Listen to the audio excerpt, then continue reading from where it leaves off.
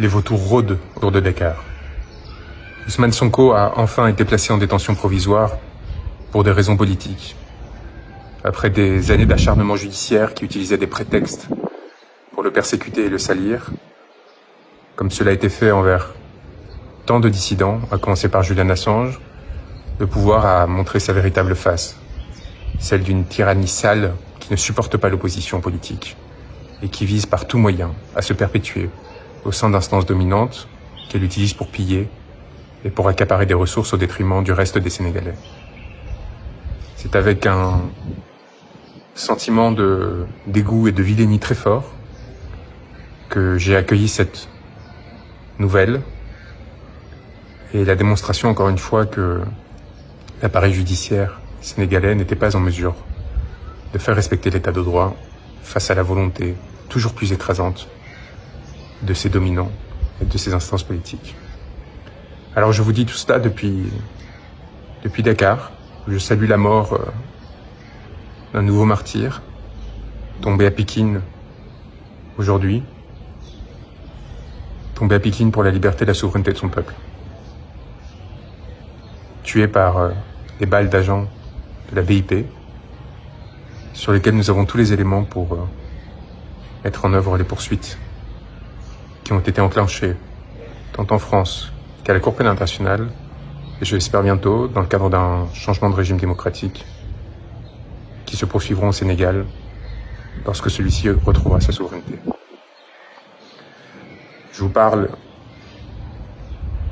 non pas en fugitif, déguisé en femme, mais en effet porteur d'une robe. Une robe d'avocat. Une robe d'avocat qui m'a valu l'émission d'un mandat d'arrêt international de la part d'un gouvernement qui n'a, semble-t-il, plus idée de ce que représente l'état de droit, qui pense que lorsque cela ne suffit pas de poursuivre des individus injustement, il peut s'attaquer à ceux qui portent sa parole, le représentent, et ensuite aux journalistes qui la relayent dans l'espace public. Je tiens à saluer le courage de beaucoup de journalistes sénégalais qui, contrairement à leurs collègues oligarchisés français, ont au moins cette passion de la diversité et de la différence, même si certains sont pris dans les raies de la propagande.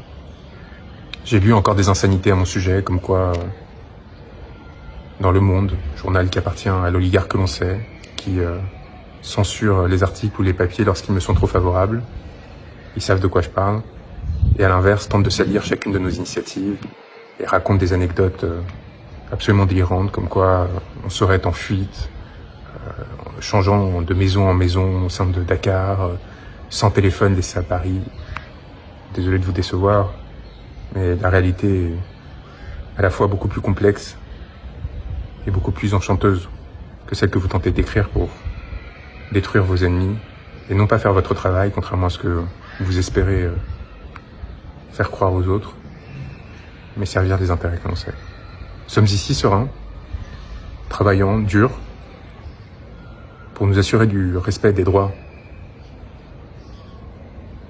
des personnes qui se sont engagées dans ce territoire pour leur liberté et leur souveraineté,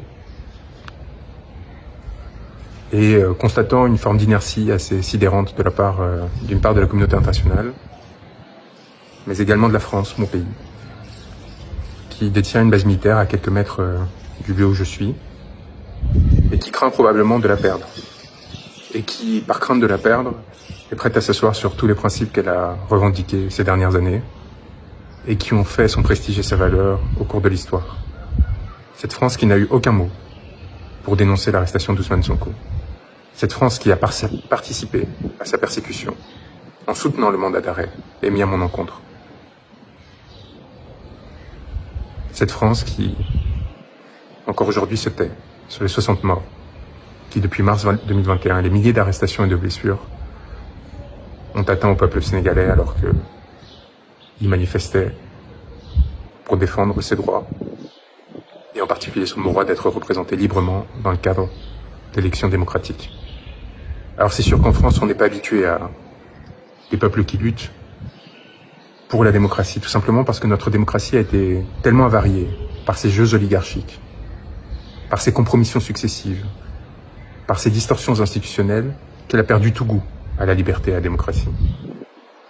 Et alors quand elles voient un peuple se lever, son élite, ses petits gouvernants, voient des échos de luttes passées, qui ont pourtant fondé notre régime, et qui ont trouvé de glorieux épisodes depuis, y compris au sein des Gilets jaunes, et bien avec l'inquiétude des dominants qui craignent pour leur position et la défense de leurs intérêts.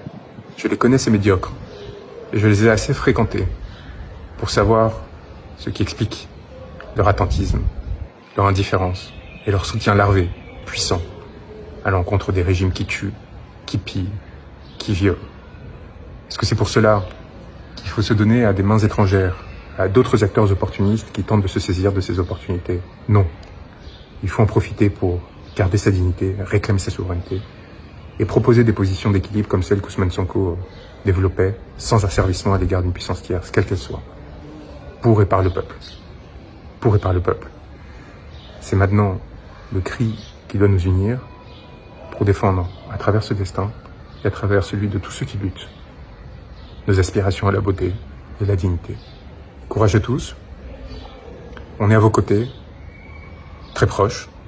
On l'a fait pour vous démontrer qu'on n'était pas dans un comptatoire, que l'on était aussi capable de prendre des risques, mais aussi, jusqu'au bout, revendiquer la légitimité de nos faits, des gestes, de nos paroles, puisque c'est sur des paroles que nous avons été poursuivis.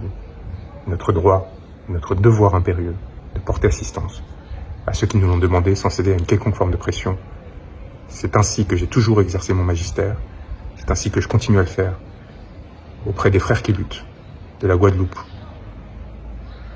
au Sénégal, et rien ni personne ne pourra nous en empêcher. Peut-être qu'ils nous arrêteront, peut-être qu'ils nous empêcheront de mener à bien le travail que l'on mène avec des acteurs de la société civile, politique, des confrères, pour essayer de comprendre les mécanismes d'oppression qui ont amené à la commission de crimes contre l'humanité. Mais il nous faut rappeler deux choses. D'une part, leurs crimes sont imprescriptibles. D'autre part, le travail que nous avons fait, cette communication complète internationale, cette plainte auprès des institutions françaises et qui seront, je l'espère, relayées par les institutions sénégalaises dès que ce pays aura repris sa souveraineté, ce travail est fait. Leurs responsabilités sont établies. Et les mots que nous avons enfantés ne pourront pas être effacés. Courage à tous et tenez bon pour notre souveraineté et notre dignité.